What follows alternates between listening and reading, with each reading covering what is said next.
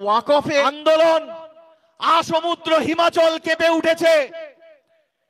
শুধু মুসলিম নয়, মুসলিমদের সঙ্গে হিন্দু, শিখ, খ্রিস্টান সবাই আমরা এক হয়ে সংবিধান বাঁচানোর লড়াইতে নেমে পড়েছি। আন্দোলনে নামিয়ে তো দিলাম চোখটা ঘোরানোর জন্য, কিন্তু এবার তো আমার রাতের ঘুম উড়িয়ে দিচ্ছে। তাহলে কি করতে হবে? তাহলে চলো একটা কাশ্মীরেতে একটা কোনো গন্ডগোল পাকিয়ে দেওয়া হোক। দেশের প্রতিটা যে ইস্যু রয়েছে, এই প্রত্যেকটা ইস্যুই হচ্ছে ভারতীয় জনতা পার্টির ষড়যন্ত্র, চক্রান্ত, এবং এই প্রত্যেকটা ইস্যুই আপনাদেরকে ওয়াকফ আন্দোলন থেকে সরানোর একটা রাস্তা। मंदिर तोड़ो ये कुरान नहीं कहता, मस्जिद तोड़ो ये श्री राम नहीं कहता। पानी का कोई जाति नहीं होती, भूख का कोई जात नहीं होता। कोई कहता है हिंदू खतरे में है, कोई कहता है मुसलमान खतरे में है। यारो, धर्म का जज्बा हटाकर तो देखो, मेरे हिंदुस्तान खतरे में है।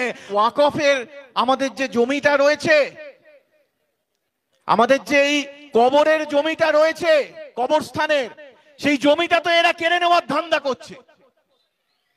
আপনারা সবাই মিলে আন্দোলনে নেমে পড়লেন, আমরাও আপনাদের সঙ্গে একসঙ্গে এই আন্দোলনে কাঁধে কাঁধ মিলিয়ে লড়াই করতে শুরু করলাম। আসল ইস্যুটা চাপা পড়ে গেল। এরপর কি হলো? যখন দেখলো আন্দোলন আসমুদ্র হিমাচল কেঁপে উঠেছে, শুধু মুসলিম নয়, মুসলিমদের সঙ্গে হিন্দু, শিখ, খ্রিস্টান সবাই আমরা এক হয়ে সংবিধান বাঁচানোর লড়াইতে নেমে পড়েছি, তখন দেখলো যে এ তো মহা কেলো, এ তো আন্দোলনে নামিয়ে তো দিলাম চোখটা ঘোরানোর জন্য, কিন্তু এবার তো আমার রাতের ঘুম উড়িয়ে দিচ্ছে। তাহলে কি করতে হবে?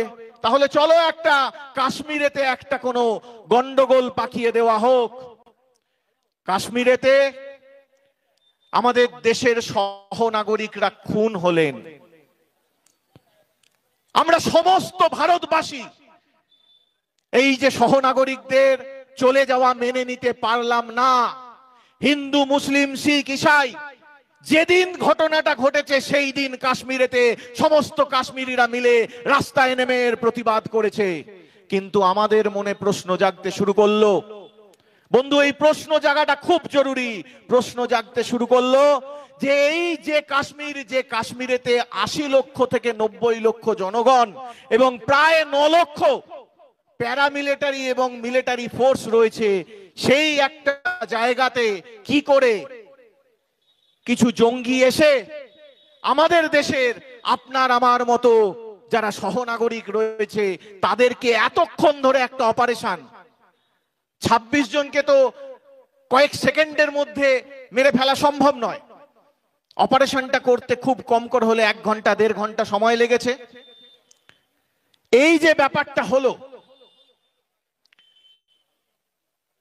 আমাদের প্রশ্ন জাগতে শুরু করলো, তাহলে এখানে দায়টা কার?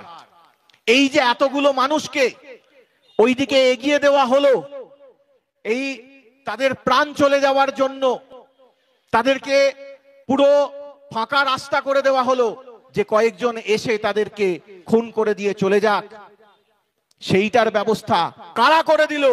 আজকে এই প্রশ্নটাও তুলতে হবে। বন্ধু, আপনারা হয়তো বলছেন, মনে করতেই পারেন যে আজকে এই মিটিংটা যেটা হচ্ছে, এই মিটিংটা তো ওয়াকফ নিয়ে প্রধানত মিটিং। ঠিক কথা, ওয়াকফ নিয়ে প্রধানত মিটিং, কিন্তু দেশের প্রতিটা যে ইস্যু রয়েছে, এই প্রত্যেকটা ইস্যুই হচ্ছে ভারতীয় জনতা পার্টির ষড়যন্ত্র, চক্রান্ত, এবং এই প্রত্যেকটা ইস্যুই আপনাদেরকে ওয়াকফ আন্দোলন থেকে সরানোর একটা রাস্তা, একটা চক্রান্ত। তাই এই ইস্যুগুলোকে নিয়েও আপনাদের আলোচনা করতে হবে, মনে রাখতে হবে।